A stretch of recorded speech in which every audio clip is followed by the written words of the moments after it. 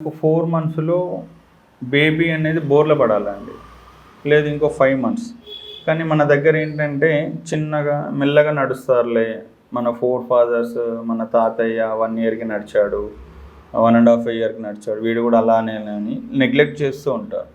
4 months, 5 మంత్స్‌లో baby బోర్ల పడలేదు అంటే కంపల్సరీ మనం పీడియాట్రిషియన్‌ని కన్సల్ట్ అవ్వాల్సిందేనండి.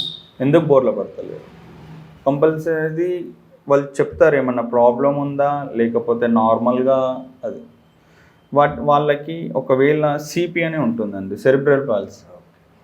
వాళ్ళు ఏంటంటే 5 మంత్స్‌కి, 4 మంత్స్‌కి బోర్ల పడలేరు వాళ్ళు.